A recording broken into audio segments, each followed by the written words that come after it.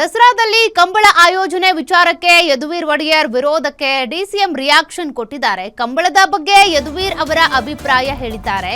ಅದರ ಬಗ್ಗೆ ಸರ್ಕಾರ ತೀರ್ಮಾನ ತೆಗೆದುಕೊಳ್ಳುತ್ತೆ. ಬೆಂಗಳೂರಿನಲ್ಲಿ ಡಿಸಿಎಂ ಡಾಕ್ಟರ್ ಜಿ ಪರಮೇಶ್ವರ್ ಹೇಳಿಕೆ ಕೊಟ್ಟಿದ್ದಾರೆ.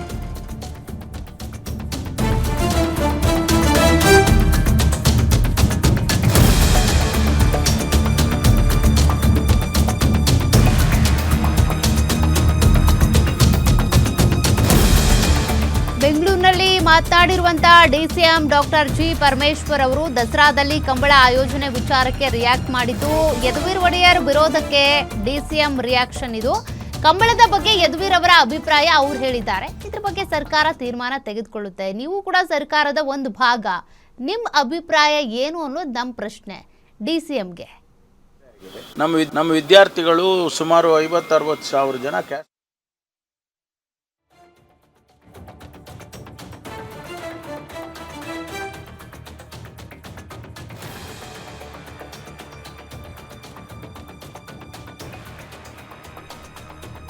ಕಂಬಳದ ಬಗ್ಗೆ ನೋಡಿ, ಯಾರಿಗೂ ಕಂಬಳ ವಿರೋಧ ಇಲ್ಲ.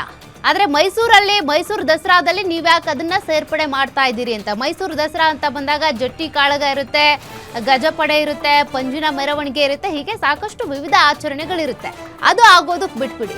ಕರಾವಳಿ ಭಾಗ ಅಂತ ಬಂದಾಗ ಅಲ್ಲಿ ಕಂಬಳ ನಡೆಯುತ್ತೆ, ಪ್ರತಿ ವರ್ಷವೂ ಇದ್ದೇ ಇರುತ್ತೆ, ನಡೀಲಿ.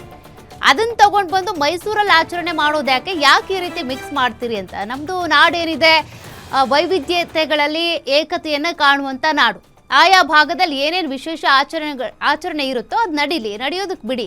ಅದನ್ನು ಬಿಟ್ಟು ನೀವು ಮೈಸೂರು ದಸರಾದಲ್ಲಿ ಕರಾವಳಿಯ ಕಂಬಳವನ್ನು ತರೋದು ಯಾಕೆ, ಏನು ಉದ್ದೇಶ ನಿಮ್ಮದು ಅನ್ನುವಂಥ ಒಂದು ಪ್ರಶ್ನೆ ಇದೆ. ರಾಜ್ಯದಾದ್ಯಂತ ಇರುವಂಥ ಎಲ್ಲ ಜಿಲ್ಲೆಗಳು ನಮ್ಮದೇ ತಾನೇ.